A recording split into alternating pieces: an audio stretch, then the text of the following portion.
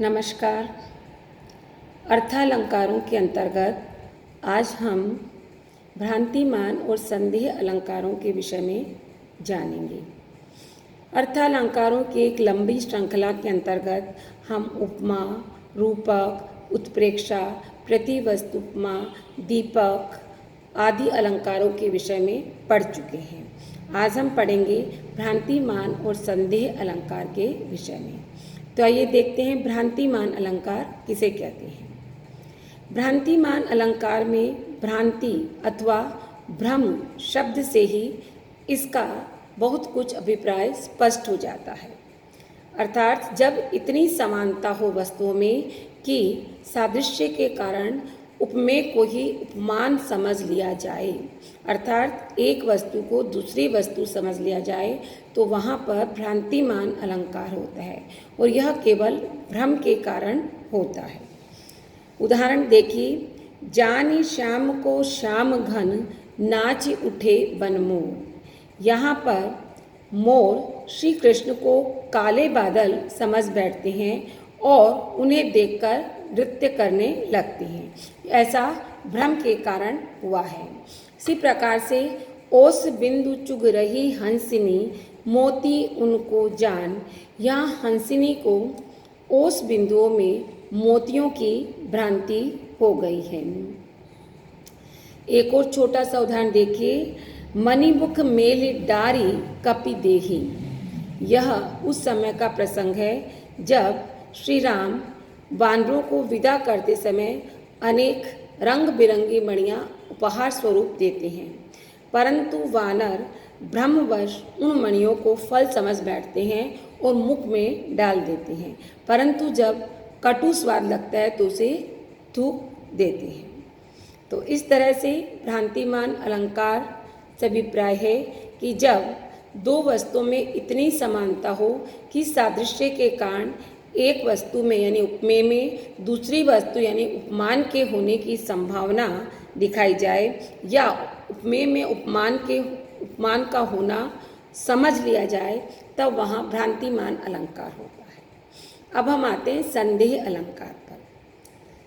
संदेह अलंकार में अनिश्चय की स्थिति बनी रहती है, अर्थात जब सादृश्य के कारण एक वस्तु में अनेक वस्तुओं के होने की संभावना दिखाई पड़ती है और यह निश्चय नहीं हो पाता कि वास्तव में कौन सी वस्तु है, यह वस्तु है अथवा वह वस्तु। इसके कुछ उदाहरण आप अच्छी प्रकार से इसे समझ सकते हैं।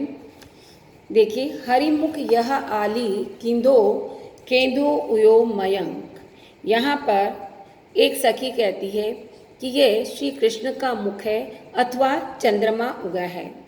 यहाँ हरि के मुख को देखकर सखी को यह निश्चय नहीं हो पाता कि यह श्री कृष्ण का मुख है या चंद्रमा है, और इस प्रकार से हरि के मुख में हरिमुख और चंद्रमा दोनों के होने की संभावना दिखाई पड़ती है। इसी प्रकार कुछ और उदाहरण हम देख सकते हैं। बहुत सरल उदाहरण देखिए, ये है सरस ओस की बूंदें या है मंजुल मोती।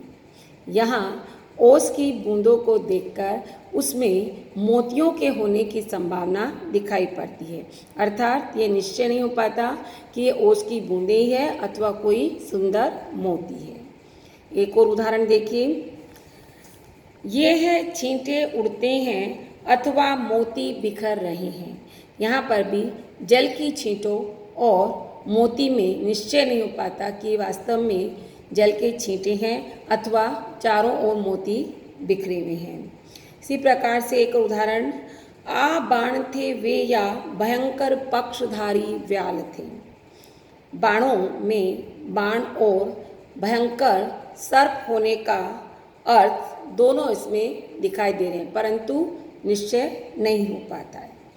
इस प्रकार से हम देखते हैं कि संदेह अलंकार में या अथवा की किंधो आदि या का अर्थ देने वाले शब्द इसके वाचक शब्द होते हैं। इसका संदेह अलंकार का एक प्रसिद्ध उदाहरण ये भी है सारी विच नारी है कि नारी ही की सारी है कि सारी ही की नारी है कि नारी ही की सारी है। अर्थात साड़ी और नारी दोनों के विषय में कोई निश्चय नहीं हो पाता है। अब हम देखते हैं कि भ्रांतिमान और संदेह अलंकार में क्या अंतर है। तो देखिए कि भ्रांतिमान अलंकार में निश्चय हो जाता है, परंतु वह निश्चय सत्य नहीं होता, असत्य होता है। अर्थात भ्रमवश निश्चय हो जाता है परंतु वह सत्य नहीं होता। जबकि संदेह अलंकार में निश्चय नहीं होता, वह अंत तक अनिश्चय की स्थिति बनी रहती है कि कौन सी वस्तु है, यह अथवा वह। परंतु भ्रांतिमान में निश्चय हो जाता है परंतु वह निश्चय असत्य होता है। एक साधारण से उदाहरण से हम इसको भली प्रकार समझ सकते हैं।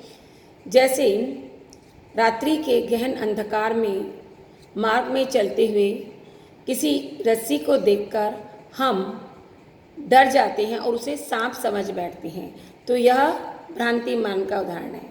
परंतु अगर हम उस रस्सी को देखकर यह विचार करते हैं कि यह रस्सी है अथवा सांप, तो यह संदेह अलंकार का उदाहरण है।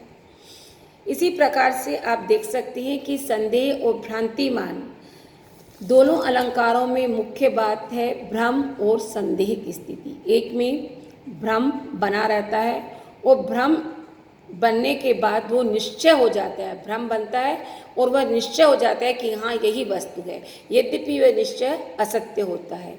परंतु संदेह में अनिश्चय की स्थिति होती है, वह हम निश्चित नहीं कर पाते कि कौन सी वस्तु है और अंत तक अनिश्चय बना रहता है। एक और उदाहरण को देखिए कि किसी मुख को देखकर अगर कोई ये कहता है कि यह मुख है या चंद्रमा है, तो यह संदेह का उदाहरण है।